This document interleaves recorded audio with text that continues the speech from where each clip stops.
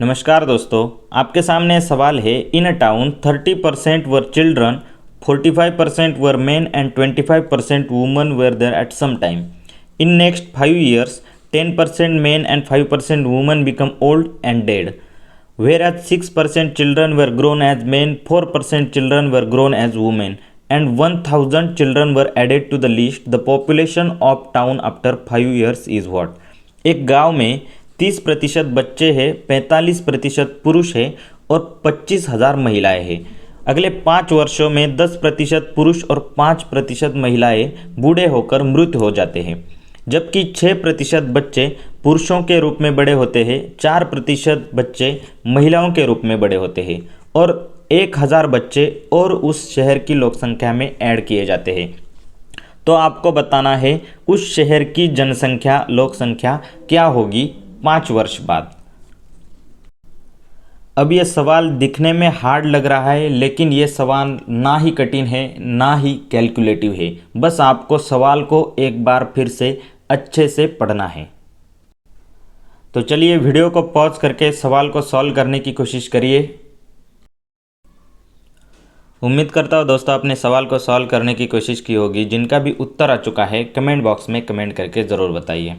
अब यहाँ पर देखिए, आपको पता होगा कि 30% अगर चिल्ड्रन है, 45% मेन है, तो बचा हुआ 100% में से जो भी बचेगा वो तो वुमन होगी। अगर 100% है टोटल वैल्यू, उसमें से आपको 30% चिल्ड्रन दिए गए हैं, 45% मेन दिए गए हैं, तो यहाँ से बचेगा कितना? ये 75% होगा, तो ये 25% बचेगा। अब 25% की वैल्यू हमें 25,000 दी गई है, तो ये 45% की वैल्यू 45,000, 30% की वैल्यू 30,000 हो जाएगी। यानी कि ये बच्चे हैं, चिल्ड्रन है, ये मेन है और ये वुमन है। उसके बाद उन्होंने बोला है कि नेक्स्ट 5 years में 10% मेन और 5% वुमन बूढ़े होकर मर गए। यानी कि अगर 10% इसका निकालेंगे तो ये आएगा 4500। तो अगर इसमें से हम 4,500 माइनस करेंगे तो ये कितना बचेगा? ये बचेगा 40,500। मतलब सारे के सारे मेन कितने अब बच गए हैं? 40,500।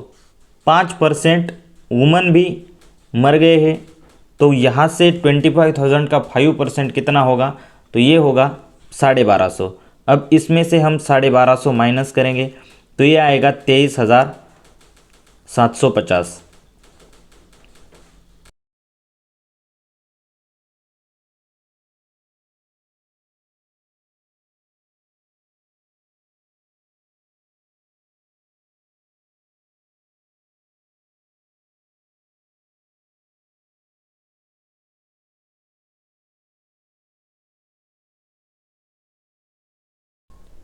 यहाँ तक सब लोगों ने सवाल को सॉल्व भी किया होगा, लेकिन उन्होंने कैलकुलेशन बढ़ाया है यहाँ से आगे। उन्होंने क्या बोला है कि 6% children were grown as men, 4% children were grown as women and 1,000 children were also added to the list.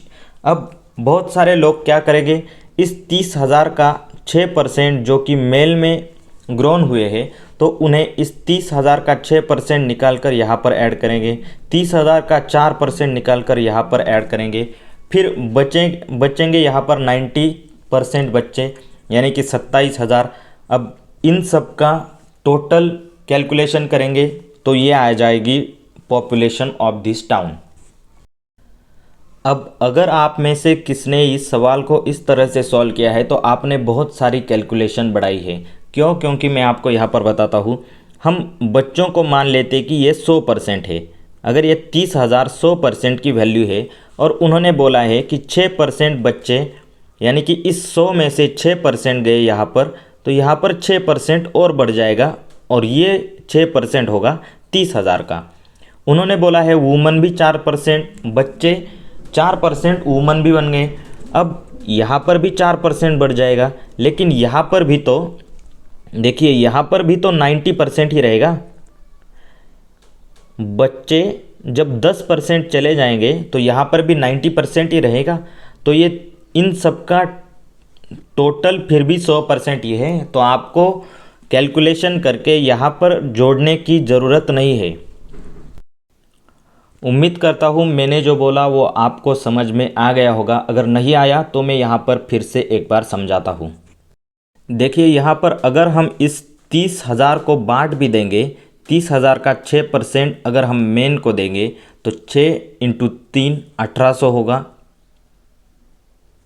अब अगर 4% को भी वुमन को देंगे तो ये 1200 होगा।